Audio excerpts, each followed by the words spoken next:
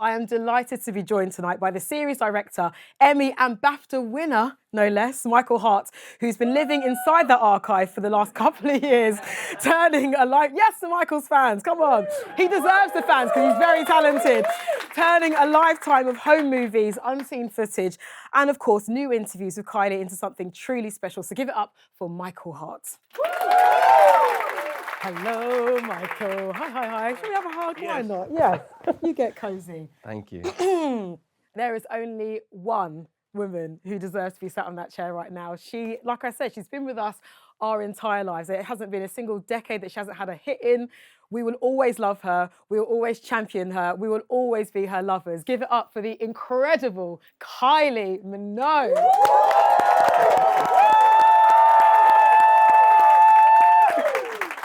Okay, health and safety. Health and safety. Yay! Ah! Thank you, Kylie! Oh, oh, this feels good. It feels all right, doesn't it? Yeah. Everyone comfortable? Yeah. No. We'll make sure you're comfortable by the end of the joking. chat. Okay, Kylie, at the risk of putting all of your song titles into every question, which I promise I won't do. Well, I'd be impressed if you did. Maybe I'll try. So to start, put your hand on your heart and tell me. Why this documentary and why now and why with Michael and John? Yeah, good question. I've been asked a lot, which is already kind of a wild thing to say about one's life. And I don't know, I wasn't ready. And with this team, with John Batzek and Ventureland, like it was a years to get him to, for him to get me to say yes. It took. I was very resistant. And I guess I was nervous. Like, what does that mean? How do you tell the story? Like, there's so many ways to tell the story. And then when John said that Michael was going to direct it, and like he just was so pumped that Michael was on board, and I just felt like, okay, I think I've got the right team. Yeah. John was pumped, was he? He was pumped. He doesn't let me know. Yeah.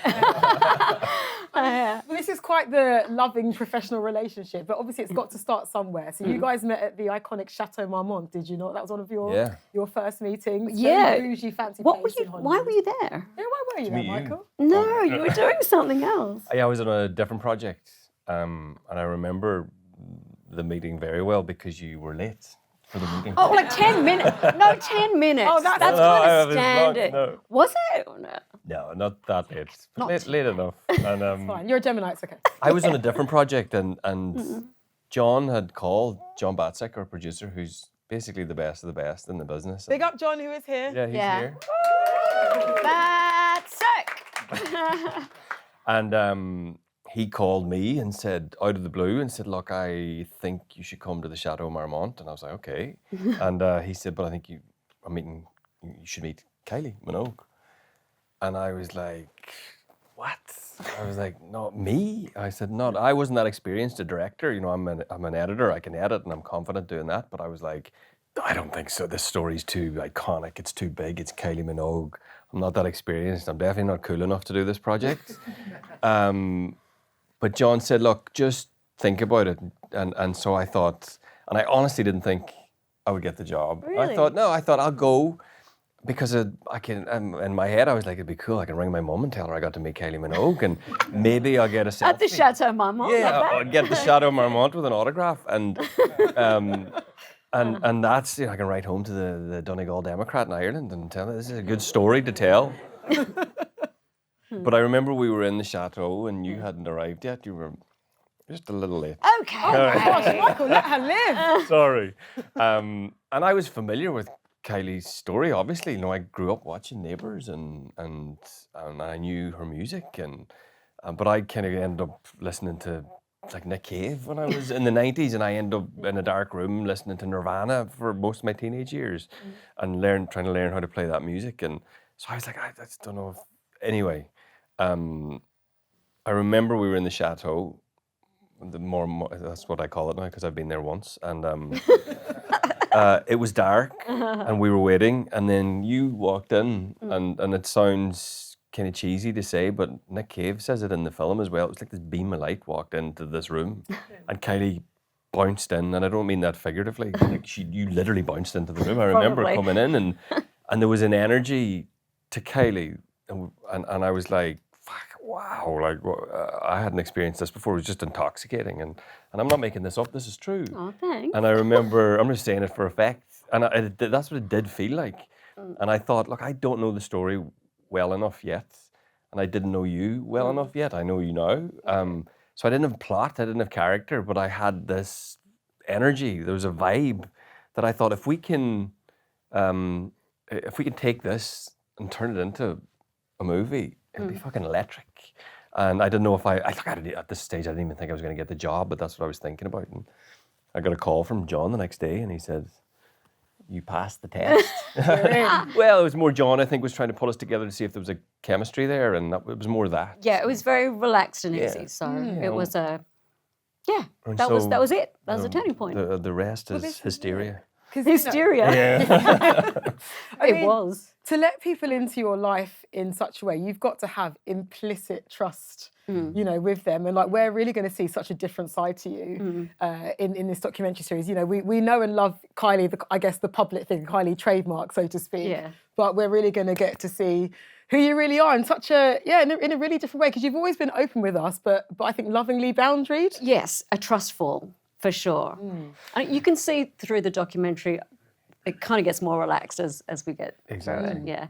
Yeah, there's without spoiling it too much, because obviously people are going to see it very soon.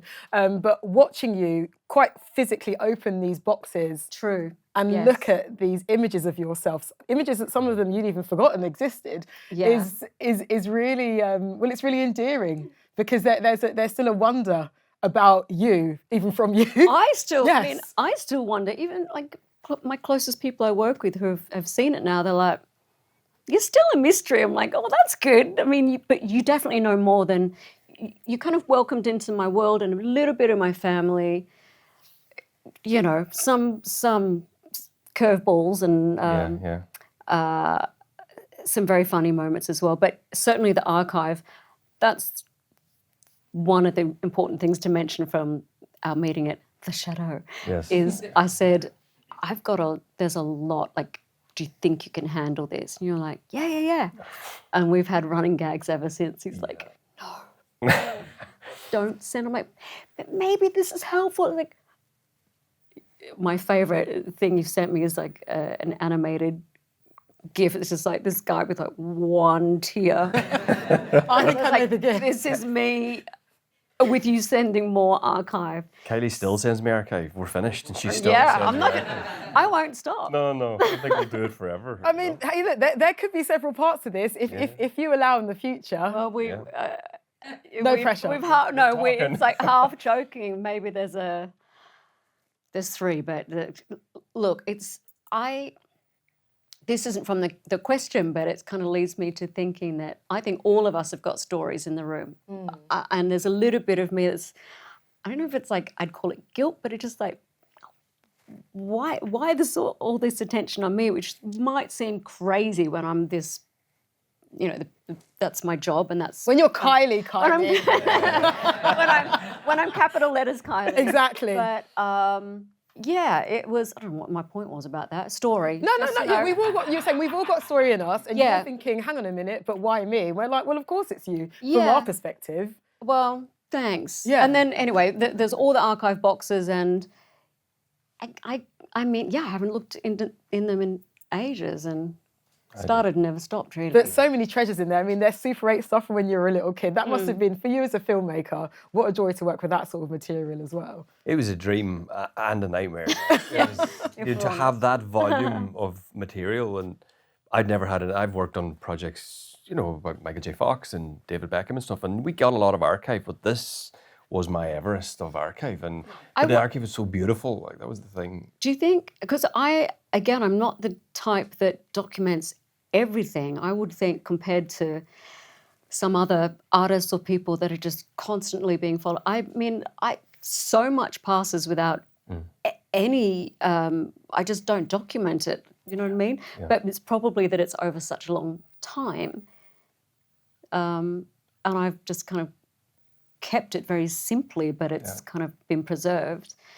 So it's kind of, even that's slightly odds because I don't over document, but there's still, so count yourself lucky. Could have been worse. Yeah. I mean, you briefly mentioned Nick Cave, who comes across fantastically in this series. I mean, you've got some great talking heads in there: Nick Cave, Jason Donovan, your lovely sister Danny, your best mate Kat. Like the list goes on. Like it's a Pete Waterman, of course. I mean, it's a really great mix of people. And I think one of the things that I loved about Nick Cave is that that man smiles. Yes, beautifully, lights up when he speaks about you. He's deep, he's profound, he's poetic, and he's hilarious. So funny. Yeah. So funny. And so it's so like I know there's that tenderness between us, but man, you captured it like magic in a bottle. It's just amazing. I didn't have too many questions either. I remember when we interviewed Nick, I kind of had one, I think, and then he just went for it. Yeah. And I was like, okay, tick, tick, tick. It was like, and he almost cracked the code of the tone of the film for us at one point. I was struggling with, where do we start or where do we end? And normally you start with story, but the thing on this project is it was always about tone. Like we always wanted to keep it uplifting and keep it positive. And that was the big thing for me when we started the project. I was like, when I passed the test, I remember getting into the project and thinking, I want to make a film that makes people feel good. Simple as that. Not even good, they're fucking great. Joy. Joy. Well, this is the thing that Nick mentioned, which I wanted to get into more. I think, to paraphrase him, I think he said that you're like a purveyor of joy, or like this vessel of joy for people. But then on the flip side, we do get into some more serious things in the series, which, like some of it's like, oh my goodness me, like you really want to grab your chest and just want to hug little Kylie. Me too. Well, this is it. Me too. And I mean, don't even get me started now, Clara, because I could, it's so, it really, it goes into a little space that is just not visited too much, like we all have it in our lives. And you've just got to get on with stuff. You've got to find a way to manage whatever it is. But yeah, we do. There's light and shade, that's for sure. Would you say like making this has been quite a healing process for you? Yeah. Why am I struggling with saying that? That's okay. I think it's been good for me, yeah. It's like, I think I said this the other day on the phone, I was like, it's as if, there's a monster under the bed. And there isn't, because being, taking that deep breath and committing to looking at my story and sharing it with others when there's so much stuff out there already that someone was going to do it, and anyone could piece together the story, but to have some that's from my heart and just to give some balance to the story. Well, this is it, because I think as a public figure that we love and celebrate, I think it's easy for people to assume that it's always been that way.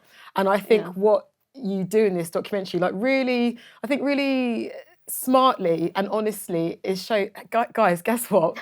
I love being me. We're all human. But it hasn't been without its trials and tribulations. Yes, I mean, there's health factors and stuff like that, but even going back to baby Kylie, as we're all calling her, it's very touching to see, I don't know how I did it. I don't know, but I did it. But you were always, do you know what I love about watching this documentary, which people will see, is that you always gave it back. Because I think there's some really great clips that people will see of, certain journalists asking really asinine questions, very misogynistic questions. That's the tip of the iceberg, yeah. really. But you never fully take it. You always be like, well, actually, no. Or there's a raised eyebrow. No, there's the eyebrows always. A lot of know it's I can't control it, by the way. It does its own thing. Yeah. But but we learn that you're a fighter, is what I'm trying to say. Yeah, and I might not have. I know that about myself, but it's it's interesting and weird to kind of be taking a wider view look, trying to see yourself from that angle. But yeah, I think like there's always a lot of talk about how much I've changed, or we all change through life, and you've grown and developed, and certainly that's evident as an artist. Like I was famous before I knew what I was doing, so and there came a lot of the criticism and the hardship with that.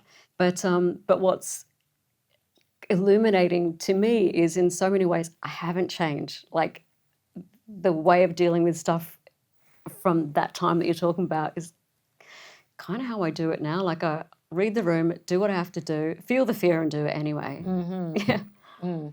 I mean, one of the big things of the documentary series is the fact that you despise, and rightly so, people trying to put you into a box. People are obsessed. Yeah, you drove that message home. You're Throughout the first. It's repeated. Yeah. But it's true. Like people are obsessed, I think, with women in general, but particularly women in the public eye, and especially our music artists. People love to say, okay, right, you do that thing. Yeah. You're just an actress, or you just make this type of pop, where you've done, you've crossed every single type of genre. You've acted in so many different types of projects. You know this about yourself. So Michael, with you and the task of, I guess reflecting this in the documentary, how did you approach that, making sure that Kylie was represented fairly in the way that she wants, and to not be boxed in as just Kylie? It was one of the first things you said to me, I think, in an interview. Yeah, in Paris. I don't like to be boxed in. I don't like to be defined in a certain way. I even think you may have said something that we didn't use in the interview. When you go into a room, you like to know if there's a door there or something. I think you may have said that. Someone else. I don't like being trapped. I mean, no. I like being trapped in outfits or ideas or all sorts. Anyway, go on. But when I looked at the archive, you could see that. Like to your point earlier, the eyebrow would go up when people would say, "You can't be an actress, or you can't be a singer. You're an actress. It's just not. It's not going to happen." And then maybe later it's like, "No, you're a pop star. You can't dress like that." You've really shown people that you really can actually just do what you want. Because again, I think we're so used to sort of loving our pop girlies, loving our artists, and just assuming that, okay, well, yeah, they got from A to B, and of course Kylie's always had hits, and of course whatever. But it's a really difficult thing to do, to sustain a career for the amount of time that you have. Like it's no small deal. Yeah. Especially when there's been times when you've had to deal with like great loss, like publicly, and I'm not speaking out of turn because you have included this in the doc, but how you speak about your relationship with the incredible Michael Hutchence is it's beautiful to watch, because that relationship doesn't define you, but it seems like he unlocked something in you that you've never been able to let go, and that's not a bad thing. No, it's a beautiful thing.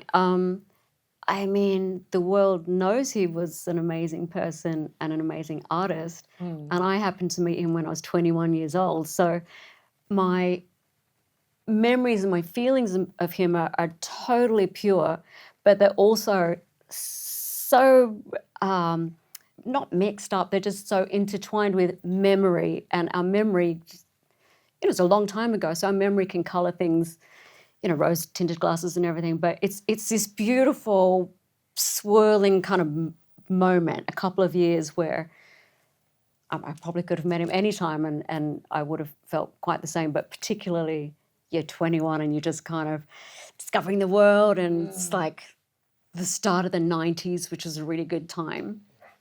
You didn't want to move from the 90s, did you? No, we talked. You're like, can we just make the whole thing in the 90s? Yeah. The archive was so evocative, and it was like really incredible. But that was actually when we did the first interview in Australia, I think.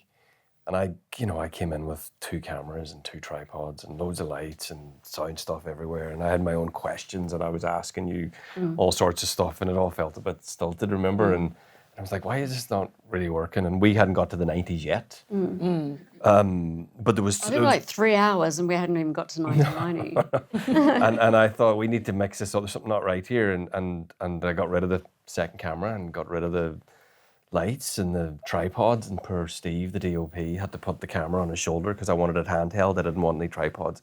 I wanted to make it feel a little looser, and I got rid of my questions and get rid of that thing. You were like, get rid of those bloody things. Let's just chat. No, I mean, I the more kind of to the point, like, the more movement and Yeah.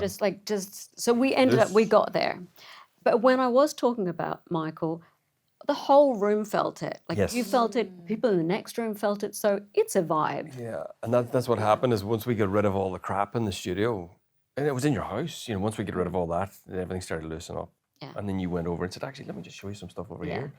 Lifted out the boxes like we talked about earlier, and then you started looking at pictures of you and Michael, and then it all just, everything became very loose, and I wasn't directing the film anymore.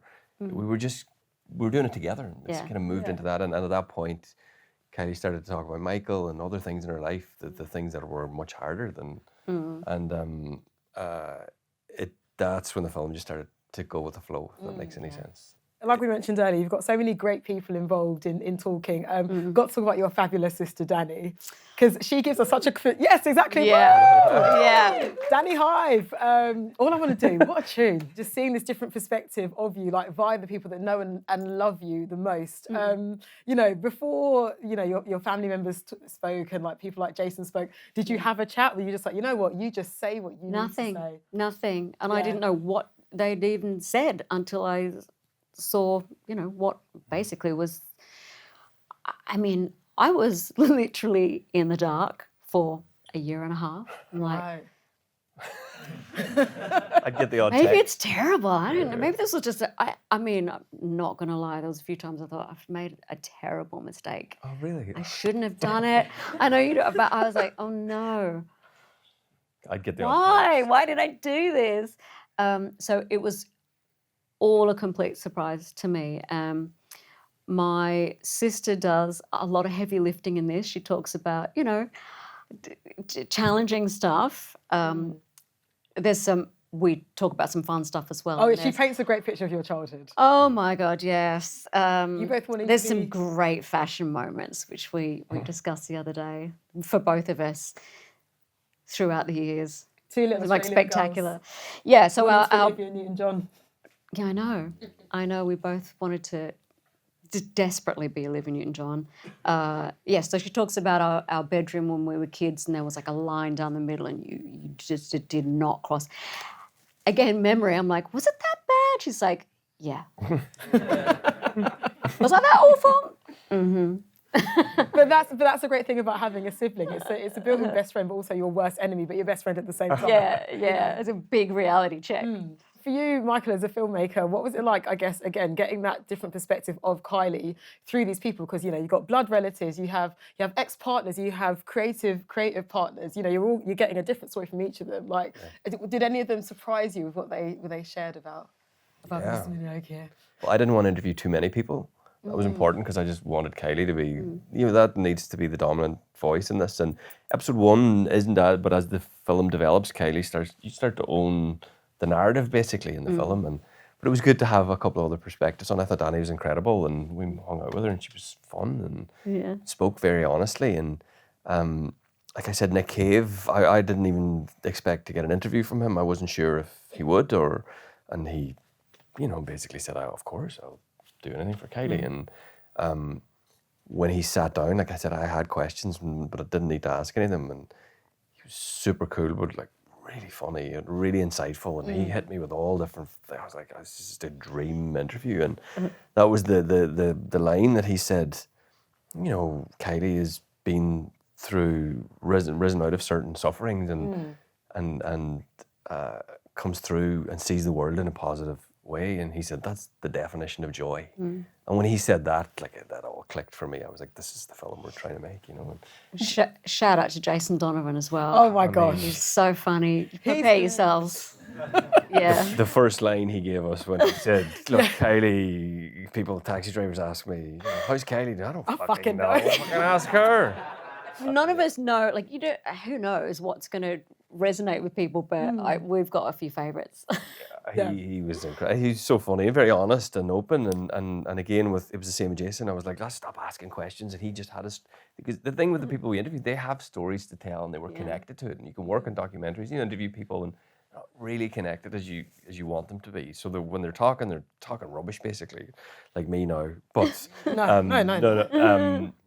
But everybody we interviewed were so invested in you, and so invested in the story and hadn't talked about it maybe for quite a while, if ever. And that's the dream, where you're documenting people talking about something for the first time, maybe ever, and saying things that are real. And so Jason was he's Yeah, guy. They've all got funny. All four of the guests, what do we call them? Collaborators. Yeah. Are so them. Like they're just pure them. Like Pete Waterman couldn't be more Pete Waterman, and Jason Donovan could not be more Jason Donovan. It's really cool. Anyway, you'll see. You will see, and honestly, you will laugh. There are genuine laugh out loud moments with each and every one of those interviews. Like they are brilliant. I want to talk about your incredible fans. Yes. Because, I mean, that is an enduring love story. And, Michael, you said you want the fans to realise that, this documentary is also about them and their part in Kylie's story. So how did you go about capturing a love that is, I mean, will never die, truly. Like, your fans, it's always incredible. I've seen you perform at the Brits, at Glastonbury, I've been to your shows, and your fans are ride or die loyal. So to try and capture that... to try and capture that is a big deal. So what were your first steps? I mean, I could just see from the footage, I was like, I have never seen fans more devoted to someone in the material that I saw across the decades. Just it got more and more wild. And I think, you've lived a huge amount of your life in front of a camera, kind of almost grown up partly in front of a camera. And it's almost like the Truman Show, the people watch your moves, and what happens is the fans aren't just invested in Kylie, in your music, they're invested in you as a person. We're talking about this being a story, and there's a story behind the story, and there's the story within the story within the story. And how the fans, this is like it's like a relationship. We've grown and we've kind of, you veer apart and you come back together, or you change, you develop. It's been over quite a long time now, so it's a very good romance. It's quite deep.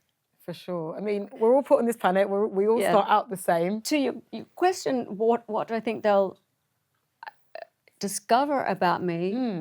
Maybe just more of the same. Okay. But just a bit more, and not in a kind of, you're on a quick TV show or it's a soundbite or it's an interview and it wasn't your quote, and it's just a bit more focused, and I think it's amazing having these other people in the main guests in it who all speak from a different angle and a different experience.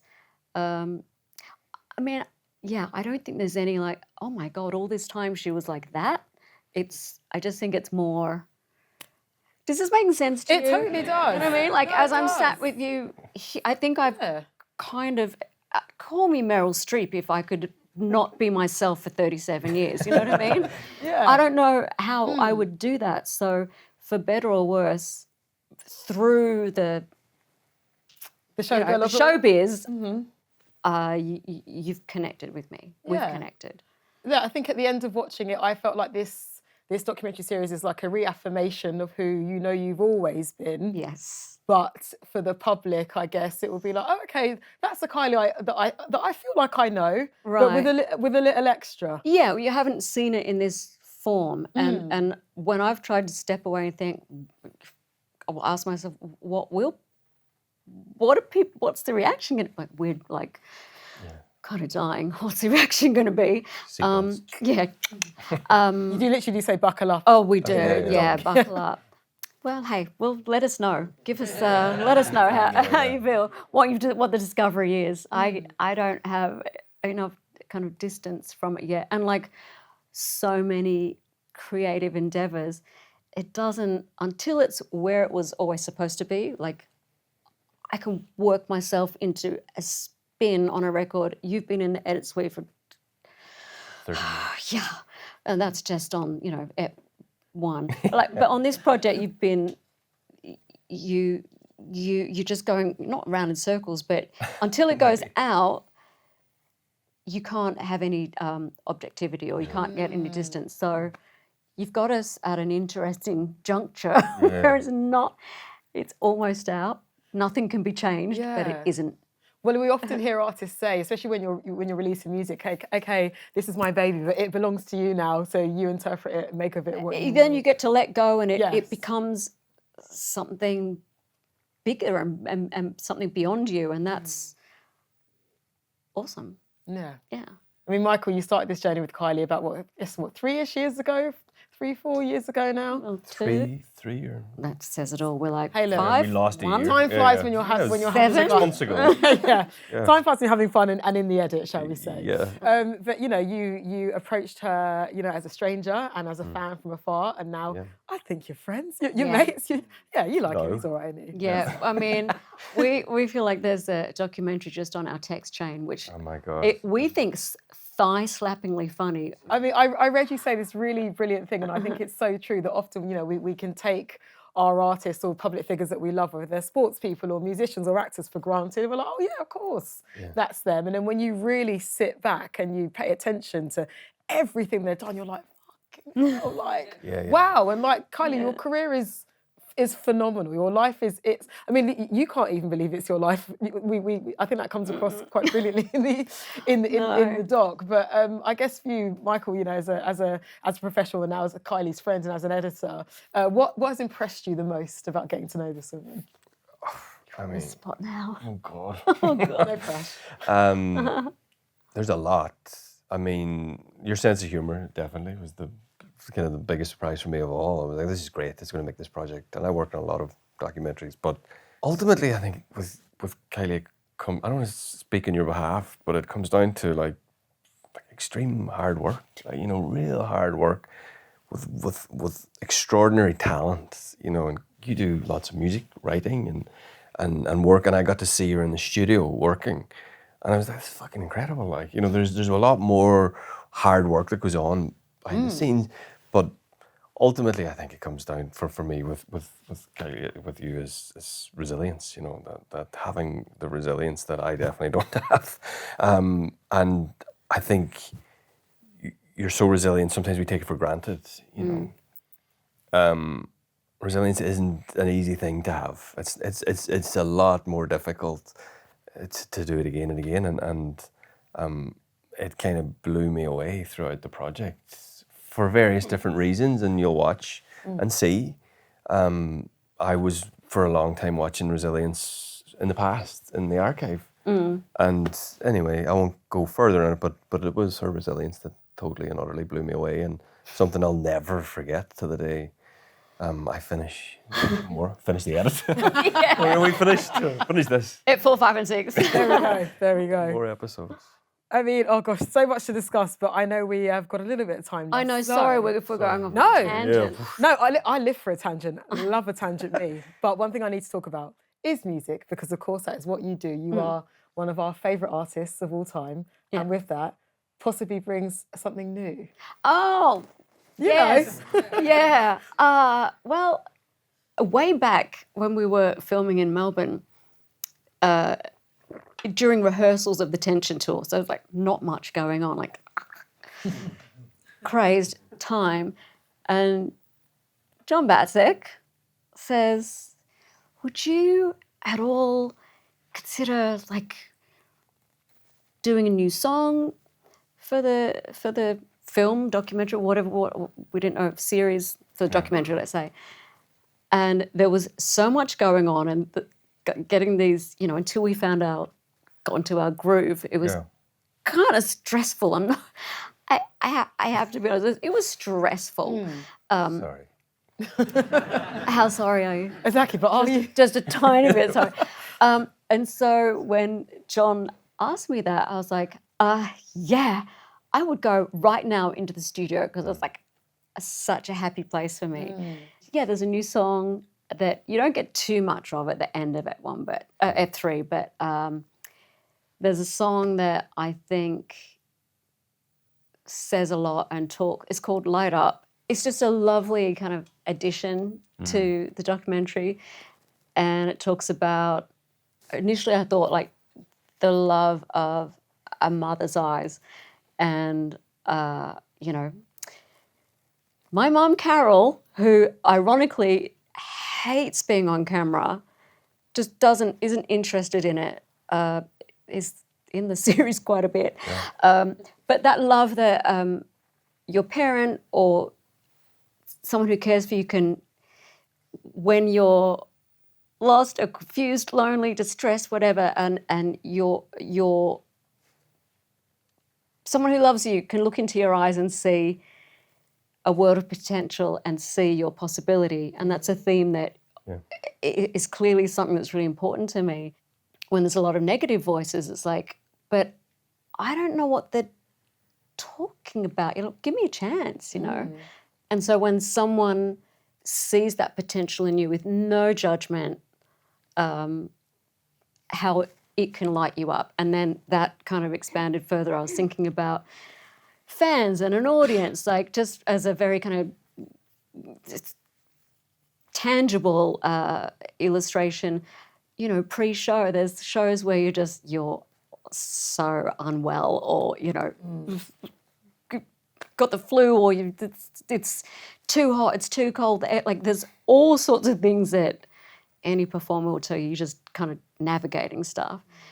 But the love from the audience and them believing in you can make you shine. So that would take us nicely back to saying, this is my story, but it's our story, because the story isn't the story without everyone else. There we go. Yeah.